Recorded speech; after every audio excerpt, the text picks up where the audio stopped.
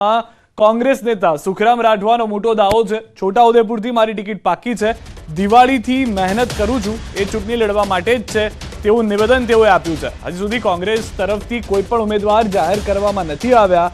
હજી ફક્ત સમીકરણ નક્કી થયા છે ઇન્ડી ગઠબંધનને લઈને। એ દરમિયાન ગુજરાતથી કોંગ્રેસના જ ઉમેદવાર તરફથી તેઓને નક્કી હોવાની વાત સુખરામ રાઠવા કહી રહ્યા છે। તેઓએ કહ્યું કે દિવાળીથી જ મને ખ્યાલ છે, જેથી હું મહેનત કરી રહ્યો છું અને હું જ ઉમેદવાર બનવાનો છું। લોકસભા 2024ની ચૂંટણી માટે કોંગ્રેસ તરફથી છોટાઉદેપુર બેઠક પરથી હું લડવાનો છું, જેને લઈને દિવાળીથી મહેનત ચાલી રહી છે।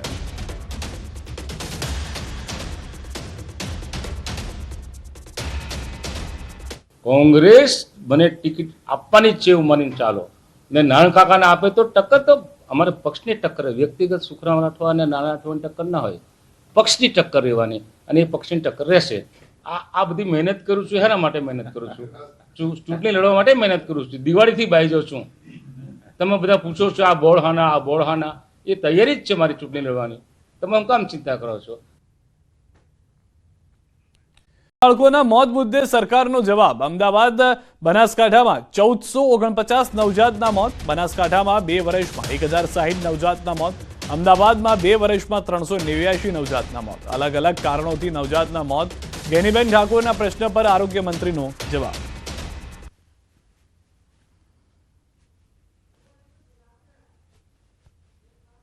અન્ય પુરવઠામાં જે બાળકોના પોષણ માટેનો જે કંઈ કરિયાણું આપવામાં આવતું હોય, 3 વિભાગો જે એનું મેનેજમેન્ટ કરતા હોય, છતાં 2 જિલ્લાના આંકડા એ 2500 ને ઉપર હોય તો સમગ્ર ગુજરાતમાં નવજાત શિશુઓના મૃત્યુ કેટલા હશે એ આપણા ગુજરાતનું એક આવનારું ભવિષ્ય છે, એના માટે એક ચિંતા પ્રદૂષિત કરનારા સામે છેલ્લા 2 વર્ષમાં કડક કાર્યવાહી કરવામાં આવી છે। વર્ષ 2022માં દૂષિત પાણી છોડવા બદલ 42 એકમોને નોટિસ આપવામાં આવી, જેમાં 7 કંપનીને કારણદર્શક નોટિસ અપાઈ, 12 કંપનીને નોટિસ ઓફ ડાયરેક્શન અને 23 કંપનીઓને ક્લોઝર અને ડાયરેક્શન નોટિસ પાઠવવામાં આવી।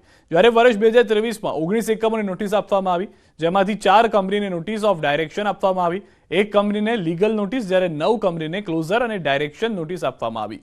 વિધાનસભા ગૃહમાં કોંગ્રેસ ધારાસભ્ય શૈલેષ પરમારના સવાલમાં સરકારે આ માહિતી આપી હતી।